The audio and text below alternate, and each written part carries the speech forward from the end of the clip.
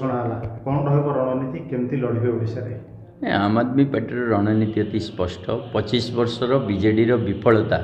50 लाख युवक युवतींकर दादन खटिबा एवं ओडिशा रे गाँ गहली आज पर्यंत मौलिक सुविधा पहुँची न पारिबा रोजगार सुजोग सृष्टि न करिबा चाषी ठू आरंभ करी श्रमिक पर्यंत प्रत्येक क्षेत्र में जो असंतोष रही जो अपेक्षा रही जे गोटे दीर्घ समय थिबा राजनीतिक दल ठू से जहाँ आशा करते मिलनी आउ तार विरोध रे आम आदमी पार्टी मात्र 10 वर्षर शासन दिल्ली रे लोक देखुं पंजाब रे देखुं मौलिक जो आवश्यकता रही 200 यूनिट फ्री इलेक्ट्रिसिटी माँ भौणी को 1000 टंका मासिक सहायता राशि यूनिवर्सल पेंशन स्कीम समस्त से चाषी हो श्रमिक हो अणकुशली हो कुशली हो समस्त 60 वर्ष बयस गोटे समुचित पेंशन स्कीम एवं सबू पंचायत रे मोहल्ला क्लिनिक सबू ब्लॉक रे उपयुक्त हॉस्पिटल ए प्रकार जो आम आदमी पार्टी शिक्षा स्वास्थ्य बिजुली पानी रोजगार को नहीं जो राजनीति रही ओवराली दिल्ली पंजाब ओडिशा रे ताकू लोक मान पाखक नबू और ओडिशार जो मौलिक समस्या रही केतेटा ताकू भी एड्रेस करने को चेष्टा करूँ मोटामोटी भाव में आप देखु गोटे पटे बीजेपी बीजेडी अघोषित मेंट वर्तमान से तो विभिन्न टाइम रे घोषित मेंटर अच्छा अघोषित मेंटर अच्छा आने पटे ओडिशा रे गोटे विरोधी शून्यता कौन सी प्रकार इफेक्टिव विरोधी दल नहीं तो मु भावुचे आम आदमी पार्टी जो गवर्नेंस मॉडल दूची आम आदमी पार्टी जो राजनीति से ओडिशा रे विरोधी जो क्षेत्र तापाई गोटे मजबूत मूलदुआ पकेब आम 37 कैंडिडेट घोषणा करूँ प्राय 23 जिलूर एवं समस्त कैंडिडेट प्राय उच्च शिक्षित संग्रामी ग्रासरूट रे काम करथिबा विभिन्न फील्ड रे अनुभव थिबा व्यक्ति तेणु लोक मानक समस्या को नहीं एथर लड़ाई करूँ लोक मानक पाई किसी नामी दामी लोक सेलिब्रिटी दल को जोग दे टिकट पाइबा आशा अछन नामी दामी नुहति किंतु निहाती भाव में किसी सेलिब्रिटी जहाँ को ओडिशावासी समस्ते जानी पार्टी सहित जोगाजोग करछन्ते एवं बहुत जल्दी से माने भी निर्वाचन रे पार्टी तरफ सामिल हो पारती एवं से जो जो फील्ड रे अचीव करछन्ते से अचीवमेंट को नहीं लोक मान को सेवा करने आसबे सरकार जो बड़ी मागणा लोक दे अभ्यास करे लोक से आम आदमी पार्टी डेवलपमेंटल नीति को सहज बुझे ओडिशावासी ओडिशा रे मागणा योजना जो आम कहूचे बेसिकली कौन सरकार मागणा दूची सरकार ओडिशा रे सरप्लस बिजुली होची ओडिशावासी को फ्री बिजुली दे पारछि जोटा आम दिल्ली और पंजाब रे दउछु ओडिशा सरकार प्रत्येक महिला को दिल्ली और पंजाब परिका मासक 1000 टंका दवाई घोषणा कर पारछि ओडिशा सरकार दिल्ली और पंजाब परिका रोजगार रे युवा वर्ग को बहुल संख्या रे रोजगार दवाई कौन योजना करछि ओडिशा सरकार फ्री स्वास्थ्य सेवा गोटे विजु स्वास्थ्य कार्ड देछि जोटा को धरिकी बुलिले भी चिकित्सा मिलूनी फ्री स्वास्थ्य सेवा और सबू जगह सबू जिले में उत्तम मानर स्वास्थ्य सेवा सबू ब्लॉक रे स्वास्थ्य सेवा दे पारछि ओडिशा सरकार ओडिशार कृषक माननकू पानी दे पारछि ना कोल्ड स्टोरेज दे पारछि तेणु जो मूलभूत आवश्यकता रही ओडिशावासींकर ताकू ओडिशा सरकार देनी हाँ लांच हिसाब रे आपण कहि पारंती कोठी कोन व्यवस्था जो होईछि सेटा गोटे स्वाभिमान जीवन धारण करने गोटे उच्च कोटीर जीवन धारण करने यथेष्ट नुह से डेवलपमेंट को नहीं विकास को नहीं आम आदमी पार्टी जो दृष्टिकोण रखी ओडिशा रे सबुठु अधिक गरीब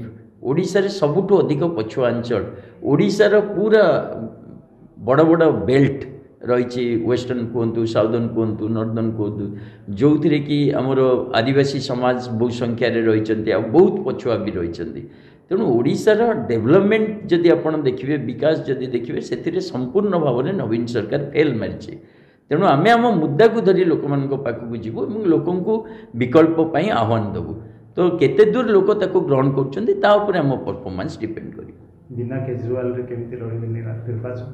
केजरीवाल आम आदमी पार्टी बारंबार कहूँ अरविंद केजरीवाल गोटे व्यक्ति हिसाब रे जो यात्रा आरंभ करते से बर्तमान गोटे विचार रे परिणत हो सारी एवं अरविंद केजरीवाल को जेल रे रखिबा द्वारा आम आदमी पार्टी प्रति आहरी जनसमर्थन बढ़ुची कारण केजरीवाल जो शिक्षा स्वास्थ्य बिजुली पानी जोटा सामना को आसी पार नथला ताऊपर आहरी चर्चा बढ़ी ओडिशा रे आम मैंने ग्राउंड रे बुलिवा भितर देखुचु जे लोक मानकर क्वेरीज जे केजरीवाल को तुम जेल रे कौन पाई रखिछ से तो किसी करना से गरीब लोक काम करते स्कूल करते हॉस्पिटल करते जदि तुम जेल रे रखिछ तमें जेल रो जवाब भोट रे दबु ये जो मानसिकता धीरे धीरे तैयारी होची मु भाबुची तेणु केजरीवाल बाहर थिबा अपेक्षा जेल रे थिबा समय रे आहुरी भयंकर भाव में विरोधी बा शासक दल को मुकाबला करें कारण असंख्य केजरीवाल भारतवर्ष में बर्तमान सृष्टि हो सारी वैचारिक स्तर में तेणु ओडिशा रे जो साथी मैंने आमर फील्ड रे काम कर जो संगठन काम करुच्ची मु भावुची से माने केजरीवाल को जेल यात्रारू गोटे प्रेरणा पाई